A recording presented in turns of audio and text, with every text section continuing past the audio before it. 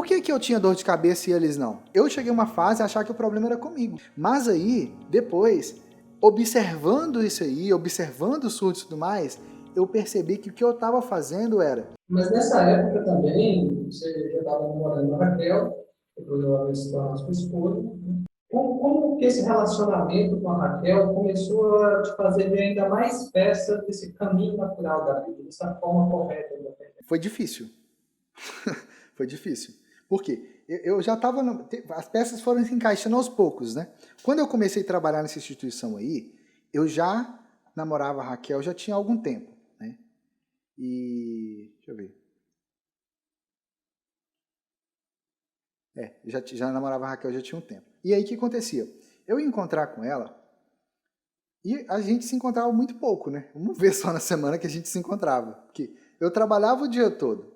Ela trabalhava em 2 lugares. Eu fazia faculdade à noite.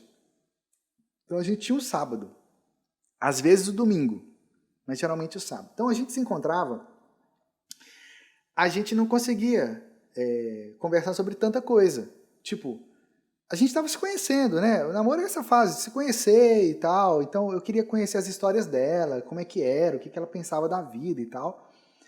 E aí nessa fase, eu lembro que muito do que eu sinalizava para Raquel, daquilo que eu conversava com ela meio que repetia para mim, sabe? Eu falava alguma coisa, aí ela meio que resumia o que eu falei e falava de novo. Eu achava que ela estava tentando confirmar se ela tinha entendido certo.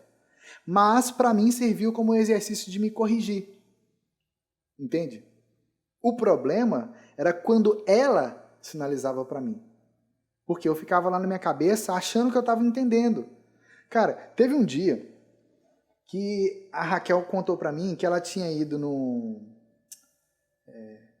que ela tinha ido encontrar com umas amigas dela. Cara, a minha mente assim, viajou na maionese.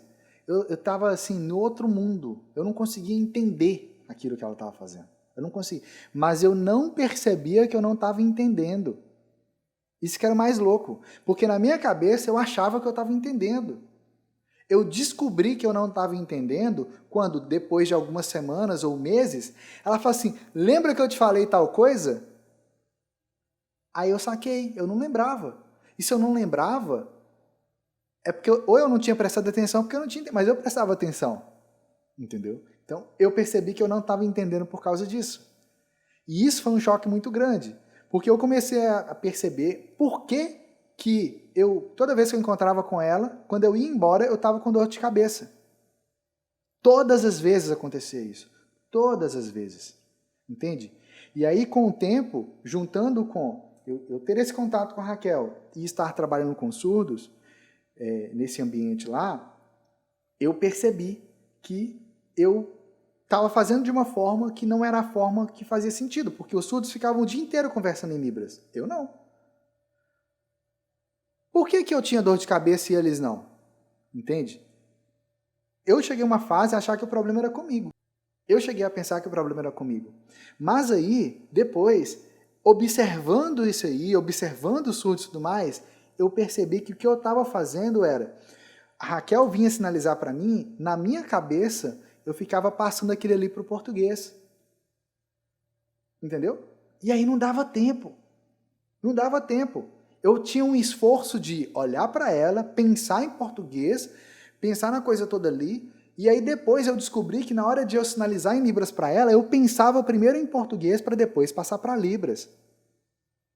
Entende? É por isso que a Raquel não me entendia direito e toda vez ficava em dúvida se ela tinha entendido certo ou não. E ficava me comunicando de novo. E é por isso que eu não entendia ela. E é por isso que eu não conseguia me comunicar com os surdos lá. Entendeu? Porque o tempo todo eu estava pensando só em português. O tempo todo. Parecia que era uma prisão na minha mente, entendeu? Parecia que não tinha outra forma de eu conseguir comunicar com os surdos, comunicar em Libras, a não ser pensando em português. Só que isso me angustiava, porque dava uma dor assim, tipo, cara, tem que ter um jeito de eu resolver esse negócio, tem que ter um jeito de eu me livrar desse português. Ficava uma vozinha matracando na minha cabeça o tempo todo, entende? A vozinha lá, a vozinha matracando o tempo todo, sabe? Era muito angustiante, mas assim, muito, muito, muito angustiante mesmo. entendeu? E aí, com o tempo, eu fui descobrindo algumas formas para diminuir um pouco isso, entende? Aí eu comecei a passear com a Raquel e consegui aproveitar melhor o passeio, porque antes eu estava só traduzindo coisas na minha cabeça, entendeu? E aí, tipo, não funcionava a coisa, entendeu?